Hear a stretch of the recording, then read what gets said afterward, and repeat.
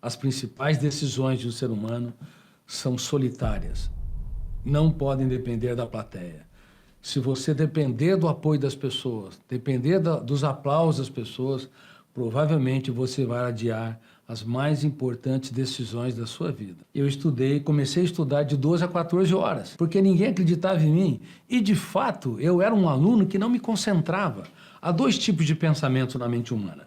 Um dialético, que é esse que copia os símbolos da língua, que nós usamos para falar, para escrever, para debater, e há um pensamento chamado antidialético, que é muito mais complexo, que é o pensamento imaginário. Eu não conseguia usar muito o pensamento dialético, mas usava excessivamente o pensamento antidialético. É através dele que nós imaginamos o futuro, nós ruminamos mágoas, perdas e frustrações. Do pensamento antidialético nós desenvolvemos a saudade, temos consciência da solidão, também nos estressamos, nos autopunimos, autocobramos. O pensamento antidialético, ele é a mola motriz da criatividade. Ele era muito exacerbado em mim, mas o pensamento dialético, lógico, linear, não era tão exacerbado. Por isso que eu não tinha deleite do prazer de aprender. E vivia viajando na minha mente enquanto os professores davam aula. Por isso, nunca desistam das pessoas que te decepcionam. Se você investir nelas, talvez elas serão aquelas que te darão mais alegrias. Não seja cartesiano ou racionalista. Aposte. Uma pessoa grande aposta tudo que tem naqueles que pouco têm. E é por isso que o mestre dos mestres, há 2000 anos, apostou em alunos que só lhe davam dores de cabeça. Os alunos de Jesus, do mestre dos mestres, eu não analiso sobre os ângulos da religião, mas sobre os ângulos das ciências humanas, só lhe davam dores de cabeça. Pedro era hiperativo, tenso e ansioso. João era bipolar, num momento era generoso, no outro queria destruir quem não andava com seu mestre. Tomé era paranoico, acreditava na teoria da conspiração. Mateus, segundo os fariseus, era corrupto, talvez estivesse até na Lava Jato nos dias de hoje. E Judas Iscariotes não era transparente. Era o melhor deles, o mais dosado, o mais sereno, o mais preocupado com a vocação social. Só que ele era infiel à sua consciência. Ele não se conectava consigo. Mas foi para esses alunos que ele deu tudo o que tinha para os que pouco tinham. Totalmente fora da curva, totalmente abaixo da média em termos de comportamento, que ele se fez pequeno para tornar os pequenos grandes. É por isso que quando Pedro o negou pela terceira vez, ele olhou para Pedro e, ao invés de reprová-lo, todo sangrando, ele gritou no silêncio. O silêncio pode gritar mais do que as palavras, gritar no bom sentido, ensinar mais do que as palavras. Ele, no silêncio, quis dizer: eu te compreendo, eu aposto ainda em você. E Pedro saiu e foi chorar. E as lágrimas são a poesia universal. Quem não sabe chorar, não sabe se reescrever, não sabe se reinventar, ainda que não chore com lágrimas úmidas. E Pedro se tornou, apesar de rude, tosco, impulsivo, um poeta da vida. Se você ler as duas cartas, é quase que um tratado de tolerância social, de respeito aos direitos humanos e de psicologia social. Dito isto, reitero, nunca desista dos seus alunos que lhe decepcionam. Nunca desista dos seus filhos, nem das pessoas que estão ao seu redor. Ali pode ter um tesouro sem precedente, que pode ser explorado pelos garimpeiros de ouro, que sabem o que é gestão da emoção. Um grande gestor da emoção é menos acusador e muito mais um explorador de ouro nos solos da emoção. Um grande gestor da emoção não cria o ouro, ele remove as pedras. Eu não tive ninguém que removia as minhas pedras, eu tive que lutar sozinho e eu decidi estudar. Eu estudei de 12 a 14 horas e entrei na faculdade de medicina entre os primeiros lugares. No segundo ano para o terceiro, eu desenvolvi um quadro depressivo e, apesar de ser uma pessoa sociável, gostava de ter amigos, de festas, eu entendi que as lágrimas que nós não temos coragem de chorar são mais dramáticas do que aquelas que se encenam no teatro do rosto. E, através da minha dor, eu comecei a me procurar o mais importante endereço, um endereço dentro de mim mesmo, um endereço que poucos encontram, que eu falo no filme Um Vendedor de Sonhos. Devemos não ter medo do caminho, devemos ter medo sim de não caminhar, de nos procurar ao longo do traçado da sua história. É por isso que há muitos miseráveis morando em palácios. Nunca procuraram a si.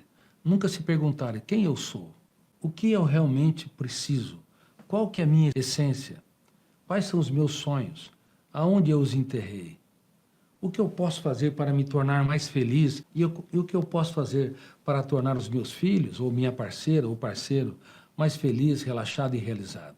Procurar um endereço é ser um garimpeiro de ouro nos solos da sua mente, é ser um garimpeiro de ouro nos solos de quem você ama.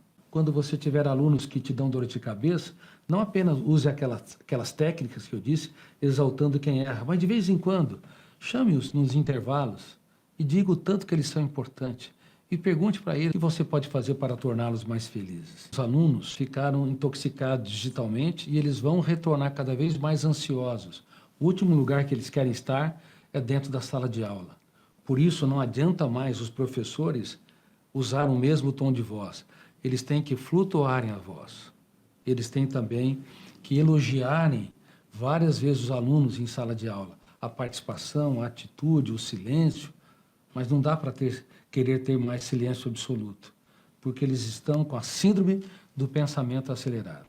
Uma criança de 7 anos de idade tem mais informações que o imperador romano tinha no auge de Roma.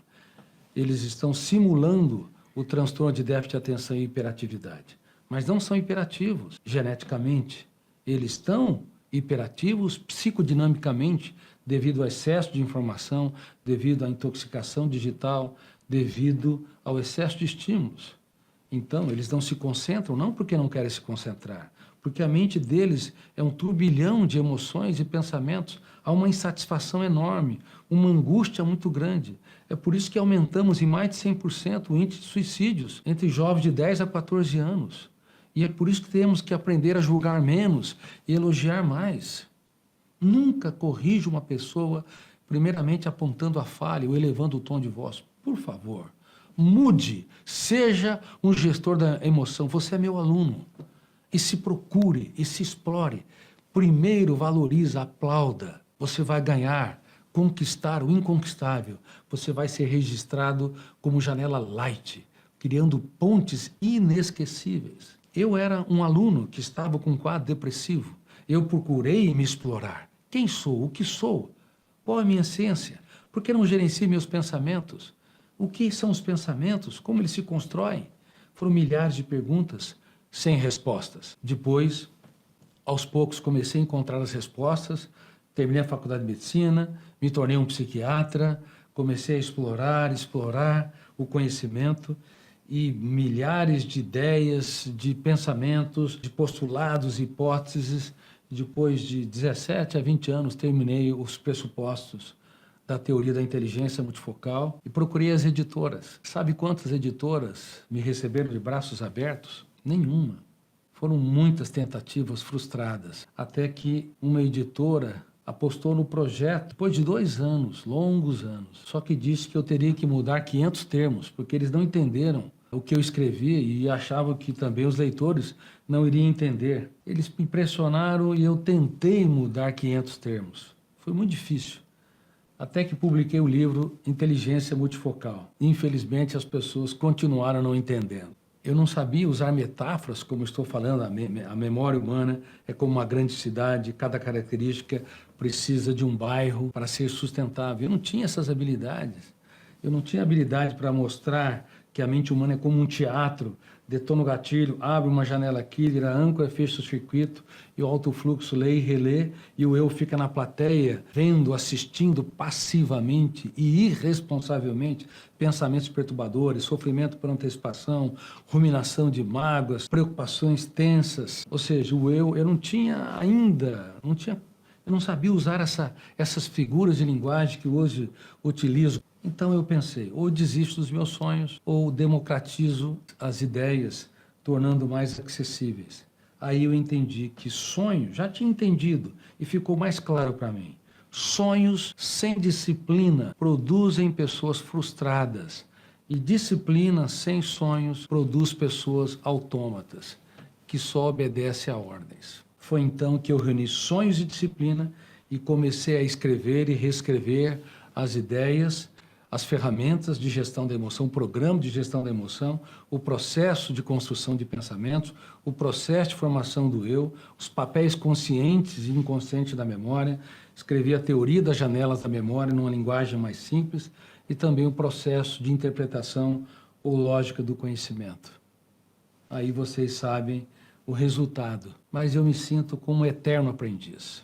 Você nunca vai se diplomar no programa de gestão da emoção. Você tem que se colocar como um eterno aprendiz. Eu gostaria que você fosse um grande gestor da sua emoção. Treinasse todos os dias seu eu para fazer escolhas e soubesse que todas as escolhas têm perdas.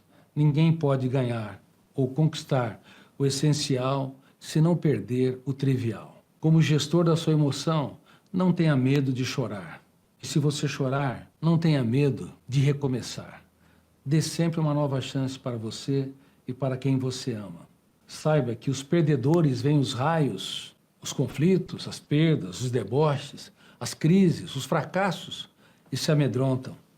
Mas quem aprende a gerir a sua emoção não se curva à dor, não desiste da vida, porque sabe que ela é um espetáculo único e imperdível. Diante das intempéries, vem a oportunidade de cultivar. Por isso, jamais desista dos seus sonhos. Jamais desista das pessoas que estão ao seu redor. Porque, apesar dos seus defeitos, você não é mais um número na multidão. Você é um ser humano único e irrepetível.